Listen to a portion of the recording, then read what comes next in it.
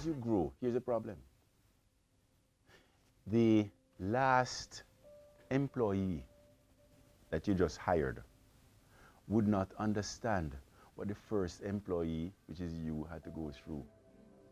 The last employee only sees the successful company. They don't realize what sacrifices, what you had to go through, the emotions, the commitment, the perseverance, right?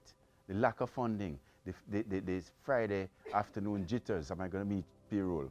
Your job is to make sure that the last employee understands what the first employee knows viscerally.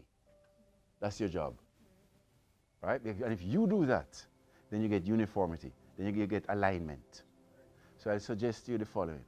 The last employee, you have to spend some time with the last employee to acculturalize that last employee to the following. This business became successful by us doing three things. We were purpose-driven.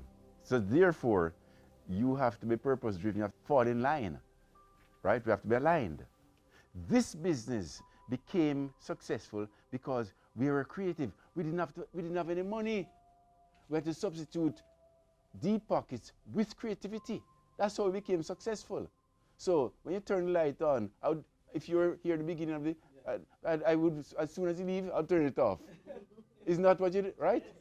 But the last employee doesn't do that, right? So it's your job to inculcate the last employee to be like the first employee.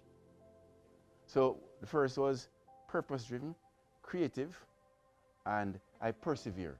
The larger you grow, the more dysfunctional you become. That's my fear. That's my fear at NCB. The larger we become, we stop doing the things that made us successful. And because I'm fearful, and because I'm conscious, when you're conscious, it's better than if you don't know, you're just going to create an accident, and with unintended consequences. Before I bought the bank, I was interviewed by the BOJ to see if I was fit and proper. Remember, I've never operated a bank. I own banks. We were the largest shareholder of TD Bank, my fund, right?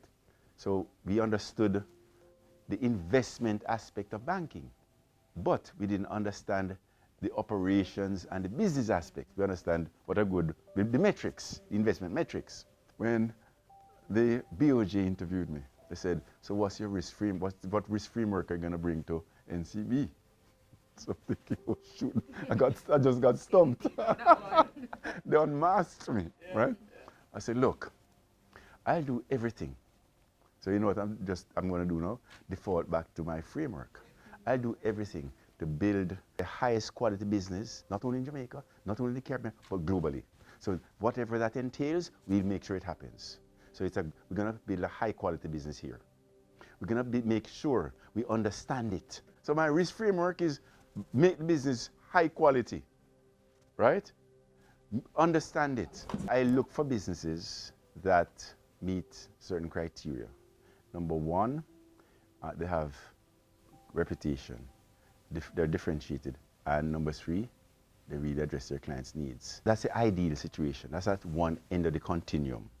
What is a great business? The other end of the continuum, and between the two bookends you have all sorts, would be a commodity business.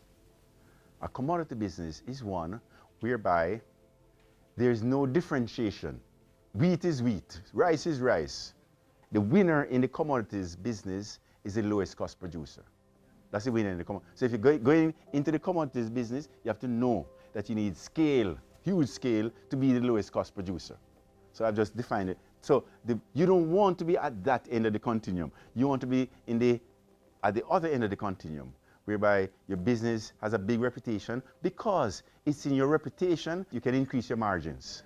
Because it's in your differentiation that you can increase your margins relative to everybody else. As a doctor, it's your reputation why patients will come and pay you more.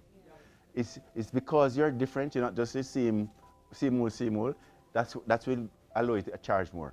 And thirdly, it's in your attentiveness and relevance to patients that will allow you, or clients or customers, to have higher margins.